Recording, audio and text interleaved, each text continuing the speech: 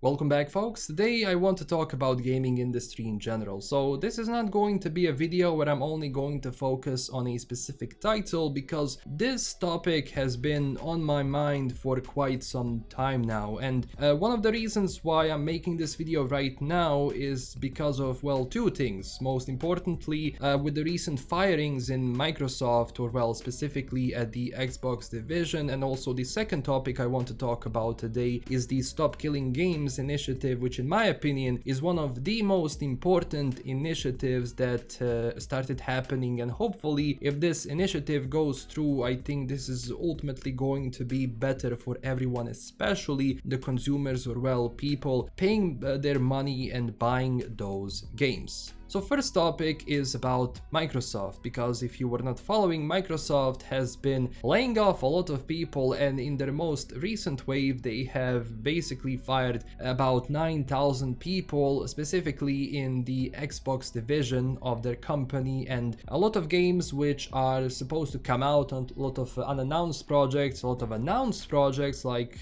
Perfect Dark have been cancelled or at least postponed for now. Like, we still don't have the exact definition from Microsoft or Xbox if those titles are now gone. Are they going to be revived? What's happening with it? But to be honest, whenever these sort of things happen, whenever these sort of video games get cancelled, especially Perfect Dark in that case, the chances of it coming out are very slim. Now, a lot of that does again depend on the restructuring and everything which is happening internally at Xbox, which I think it's very weird, because recently Phil Spencer came out and he said yeah, we're making so much money, we're doing good, Xbox is getting there. And if you saw some of their previous showcases, people are saying okay, Xbox started making some games, things are developing. You have the new ZeniMax MMO which was in development, which is also cancelled right now, if you believe it or not. And people are okay, things are happening. It seems Xbox is doing something. Obviously on the hardware space it's not really working well against Sony, but on the gaming space at least they're doing something. They bought up a bunch of studios with that Microsoft money, so everybody was okay, now you have all of those studios, you have all of those IPs, do something with it. What did Microsoft, or well, specifically Xbox, do? Well, not much at all. So as I said, some of the projects which we were expecting, like the Perfect Dark, the Everwild projects, have been for now cancelled, at least externally. We don't know what internally is happening with all of that. And when it comes to studios like Turn 10 and ZeniMax in general, they have been seeing a lot of layoffs, to the point where the Turn 10 studios which made Forza is gonna be pretty much decimated now. And when it comes to any sort of future Forza games, I really don't believe anything is gonna be happening in that space, which is incredibly weird, because Forza has been one of the titles which has always been sort of a staple of Xbox, and they always were sort of really hyping those things up. And yeah, the latest Forza games may have not done the best, but if you're gonna be going now and decimating all of those studios, well, you're not gonna be getting anything out of it anymore, so that's pretty much done. Also, the announced project that John Romero has been working on in his studio has been affected. A lot of people were fired from Romero Games, so I'm not sure what his project is gonna be working at right now, or if we're ever going to see his project to see the light of day. And do you want to know what the reason for all of it is? Well, because Microsoft in general has been restructuring their company, as they like to say it in their PR terms, to sort of navigate this dynamic industry and dynamic space and all of the BS they like to say. But ultimately what they want to say is that they're gonna be refocusing on AI, because they want to train those AI models to do everything for them. And I think if they could, they would be churning out games every 2 days if AI allowed them, so they can make whatever slop they can make, so they can just, say oh, we release these games, and whatever they work whatever they go through, it doesn't matter, because we're releasing some games, there's no art in it, there is no soul in it, there is not even a human hand in it, so what are we talking about here? And if you look at Xbox leadership right now with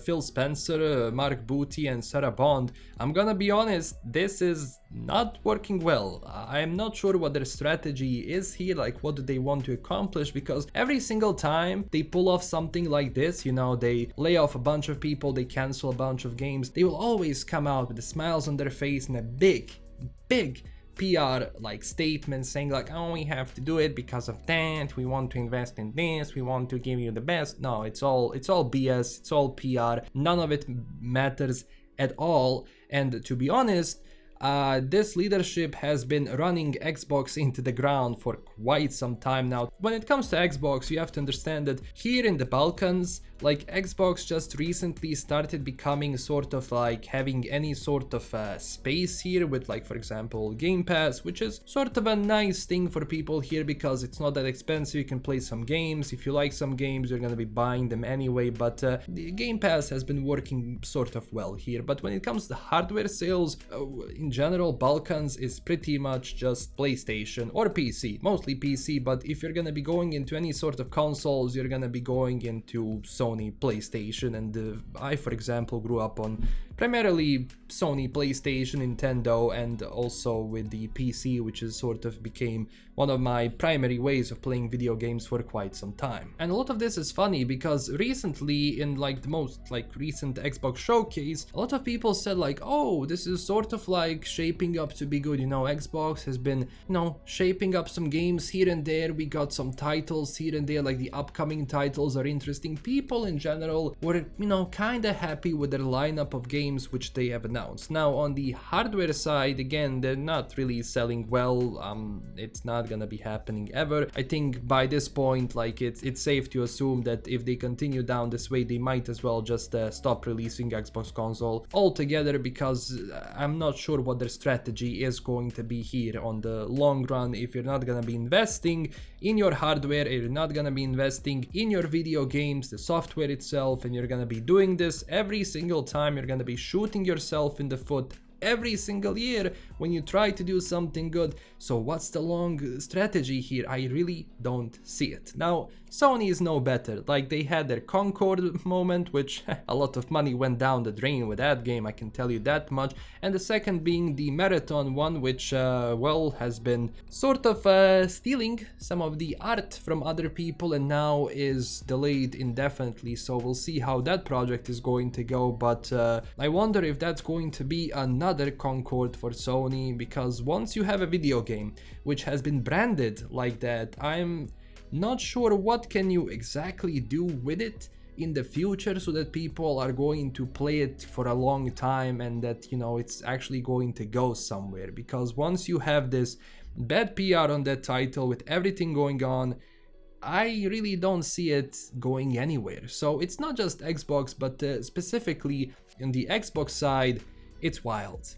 And a lot of this is funny because Microsoft, or well, Xbox went in and they swooped in and they bought all of these studios like Activision, Blizzard, ZeniMax, Bethesda ultimately along with it. Now you have all of these amazing IPs. So people are like, oh, this is nice. Like, you have all of those IPs, you have a lot of developers, now you can have a different management, now you can do like a lot of those IPs that people wanted you to go with, you can start developing those games so you can have fun. Well, that's not gonna be happening at all. Like, they did nothing specifically with all of those IPs they acquired, and ultimately a lot of those IPs are now pretty much sitting in the dust, and I think a lot of them are going to continue sitting in the dust. I mean, one of the examples is also I think one of my arch nemesis, and that's the Embracer Studios, which bought up a lot of IPs including the Deus Ex one, and guess what? They laid a lot of people off, and a lot of those projects, a lot of those IPs have been cancelled and are just now sitting there. So you bought them up, you gobbled all of those IPs up, and now what you're gonna be doing with it? Nothing. Absolutely nothing. And a lot of these mistakes can be traced back to 2020 because, to be honest, this is something which has been going on for the past, I would say, 5 years, but more specifically I think maybe last 2 years, because if we look at gaming layoffs in general, from 2020, like in 2020 when people were stuck in their homes and everybody was playing video games, they were doing this, they were watching Netflix and whatever, all of these companies said, all right, let's now overhire. Let's just get as many people as possible. We don't have any idea in which divisions or teams or projects we're gonna be placing those people, but guess what? Let's just hire everyone. And what ultimately happened, as things started opening up, people started going out more, the numbers and the amount of like money or people which was pouring in stopped or dwindled to a really low point. So now you have this issue, overhired a bunch of people. Well, now it's time to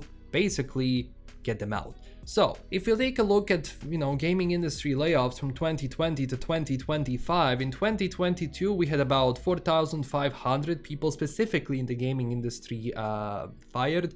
In 2023, I think it was one of the worst years yet, where we had 16,000 people lose their jobs. In 2024, 11,000, and now in 2025, like what? Are we already like at 3.5 thousand, maybe even 5,000? We'll see how the year is gonna go, but I doubt that these things are going to stop, especially with all of these companies investing in AI right now, and AI this, AI that. Well, it's not going to work as they imagined. So Xbox is not doing well. Sony has been, on and off. They had some bangers, they had some issues, but Sony is, I think, also falling into the same problem. So the key takeaway from all of this when it comes to all of these companies are trends. Trends are probably one of the worst things that shareholders and people running these companies have been heavily investing in. We have seen that specifically when Battle Royale was its all-time peak, like you had Fortnite, you had PUBG, all of these games, and then you have all of these studios like, we have to get in on this, we have to get that Fortnite money. But the problem is, you cannot do that and say like, oh, we're gonna be releasing a Battle Royale game and it's going to be successful because people are playing Battle Royale. That's not how that works. And ultimately, once you have a lot of these companies releasing their own versions of, Battle Royale and whatever, it gets oversaturated and people are going to play so many Battle Royales and they're gonna test something.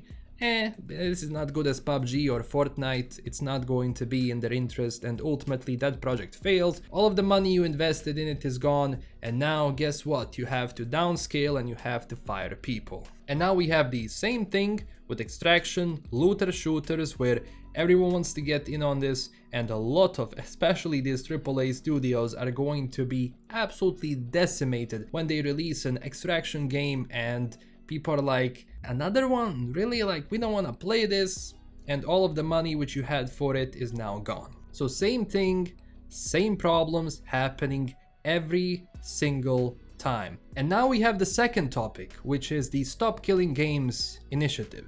So if you're not following the Stop Destroying or Killing Video Games initiative, calls to require publishers that sell or license video games to consumers, specifically in the European Union, or related features and assets sold for video games they operate, to leave said video games in a functional, playable state. Specifically, the initiative seeks to prevent the remote disabling of video games by publisher before providing reasonable means to continue functioning of said video games without the involvement from the side of the publisher. So what does this mean? Well, if you buy a video game, developers and publishers have to find a way to have that game running even after the life cycle of that title has been out. And a lot of people right now, a lot of studios, especially Ubisoft, has been doing a lot of bad things where they started removing their games, when they started shutting off their games, and once that happens, well, tough luck, buddy, you're not gonna be able to access for something which you paid for. Now, the initiative right now, at least on the European Union side, has been extremely successful. They have went over 1 million signatures, which is sort of the requirement for the citizens initiative to be accepted and to be implemented into the EU system. But keep in mind, the real fight for all of this is going to be after the signatures end, because as much as you're lobbying for this, you can keep in mind that there is going to be people, especially from these huge publishers, which are going to be lobbying actively against it, so just be careful about that. But as you can see from this initiative, a lot of people want to protect video games. They want to ensure that stuff that which they paid for and games which they loved playing, well, they stay accessible for forever, you know, as much as you can, because why would you be going into that if you're gonna be giving us a game and then shutting it off or removing the title and doing this and doing that, and ultimately people who are buying those titles, your consumers, are going to suffer. And I've seen a lot of like people who are sort of against this initiative, where they say like, oh, it's not going to be easy, like then you have to sort of think about how you're gonna be developing those games. Well, tough luck, buddy. I mean, that's just how it goes, and people love video games, and that's why they want to protect the video games which they bought, especially if that game, whatever the reason is, it can be bad, good, it could have issues or not, people want to be able to continue playing that game if they want, because why? Well, they paid for it. Simple as that. Simple as that. And I believe these publishers brought this upon themselves, because if you look at all of the statements, and especially from Ubisoft, I think one of the statements which angered a lot of people was from Ubisoft, where one of their, you know, guys said like, oh, you don't really own the video games which you purchased. So when you treat your consumers like that in a very deaf, I think very, how would I say, very irritating tone, to be honest, like people are going to rebel, and now you're going to have problems on your hand, because now if this initiative goes through, and I really hope it will, I really hope it will, but even if it doesn't, I believe it's important that these steps have started, and sometimes even if something doesn't go right away, it's important that the discussions have started, and step by step these things in the future, I believe, are going to be a part of this industry, and we are finally going to have publishers say, okay, now we have to think twice. Now we have to think, okay, how are we going to support this game after the life cycle ends? And ultimately, that's going to be good for us, because we're gonna be able to get this game whenever we want. So for the end, thank you for watching. As always, I'm going to leave you some of these sources in the description down below. When it comes to Stop Destroying Video Games initiative, I will leave you the link down below. Now, even though it passed over 1 million signatures, keep in mind, if you are from EU specifically, go here and consider signing this, because I think the bigger the number, I think is going to have a bigger, how would I say, push within the EU, and because EU is a huge bureaucracy, it's going to take time, but if people are persistent, if people continue to do so, if people continue to push these publishers to treat us right, I believe things should be looking better, or if they don't, well, hopefully people are going to learn and they're not going to reward this sort of behavior. And that's it for today. Thank you so much for watching. Don't forget to tell me down below in the comments what you think about all of this, and also don't forget to smash that like and subscribe button if you want to stay updated and you want to support the channel further. And huge thanks to my current Patreon supporters. This is LKM signing out, and I will see you very soon with a new video. Bye bye.